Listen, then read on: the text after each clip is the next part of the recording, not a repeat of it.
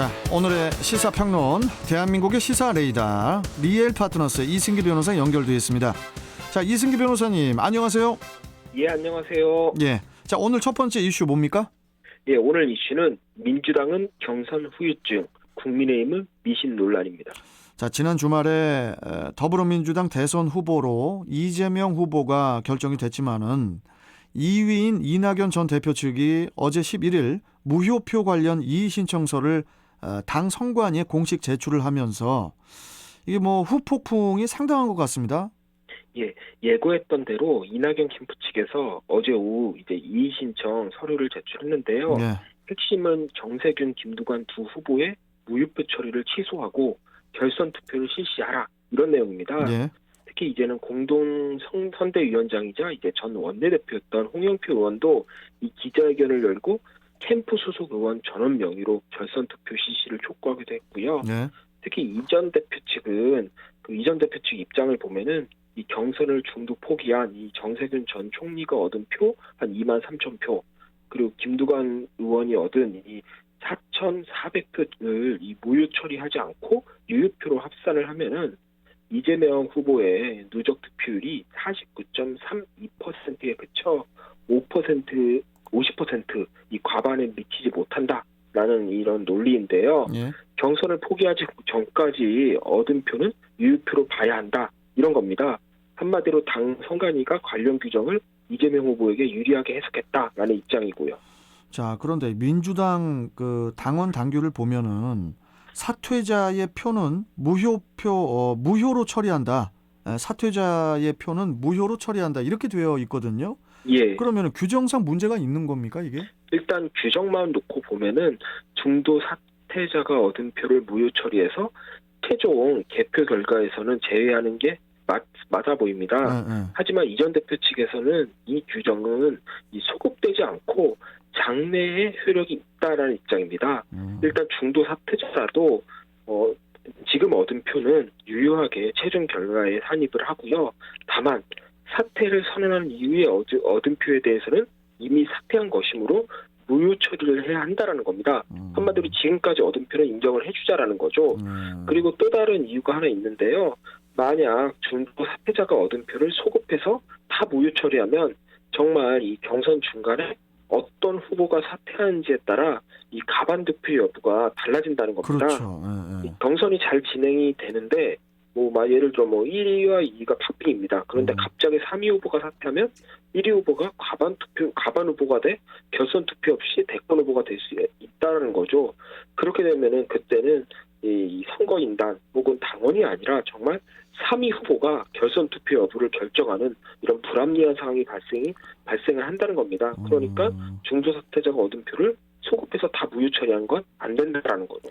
자, 그런데 이제 이낙연 전 대표 측 입장도 일견 이해는 되지만은 무효표 처리 문제에 대해서는 그 당내 입장이 단호한 것 같거든요. 어떻습니까? 이 경선 불복에 대한 우려의 목소리도 나오고 있거든요.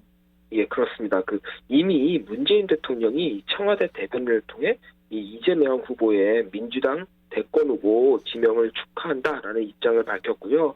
송영길 대표 역시도 공식적으로 어제 민주당 대선 후보는 이재명 후보다라고 거듭 확인한 상태입니다. 결국 이전 대표 측 이의 제기에 대해 사실상 송영길 대표가 수용 불가다라는 입장을 밝혔다고 보면 되는데요. 이번 이의 제기에 대해서도 아마 형식적인 답변으로 불가 입장을 밝힐 걸로 그렇게 지금 예상이 됩니다. 예. 그리고 이재명 후보 역시도 후보 확정 뒤 첫 공식 일정으로 이 국립대전현충원을 방문한 자리가 있었는데 여기서 상식과 원칙 그리고 당원 당규에 따라 당에서 잘 처리할 것으로 믿는다라는 입장을 밝혔고요. 이 캠프 총괄 본부장이 박주민 의원도 한 방송에서 이낙연 전 대표가 승복을 해주시는 게 필요하다라고 말을 했습니다. 거기에 이제 또 이게 중요한 게 이 무효표 논란의 당사자로 이 중도 사퇴했던 정세균 전 총리와 김두관 의원 역시도 이전 대표 그러니까 이낙연 전 대표에게 이 대승적 결단 그러니까 경선을 승복하라라는 이런 입장을 촉구한 그런 상황입니다. 그렇군요. 이번 경선 결과가 번복될 가능성은 낮아 보이지만은 그래도 지금 상황이면은 이번 그 경선 불복 논란이 극적으로 만약에 뭐 극적으로 봉합이 되더라도 진정한 원팀을 이루기에는 좀 쉽지 않아 보이는데 어떻게 보십니까? 뭐 역사의 가정은 의미가 없겠지만 만약 이재명 후보가 50.29%로 가반을 간신히 넘은 게 아니라 가반을 훌쩍 넘어서 뭐 55%, 57% 이렇게 나갔다면 뭐 무효표 논란 자체가 의미가 없습니다. 그러니까 이낙연 전 대표 측에서도 아마 경선 결과를 그날 바로 승복을 했을 거고요. 예. 그러면 아마 컨벤션 효과도 아주 상당히 있어갖고 이재명 후보의 또 지지율도 올라갔을 겁니다.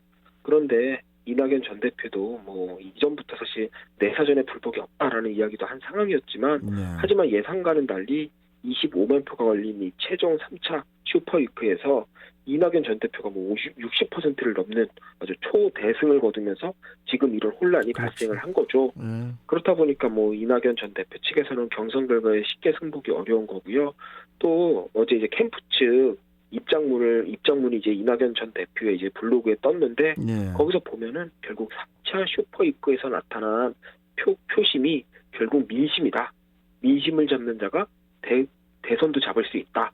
이런 입장을 밝혔습니다. 그래서 지금 분위기는 상당히 뭐랄까 이 경선에 약간 불복하는 느낌이 상당히 강하고요.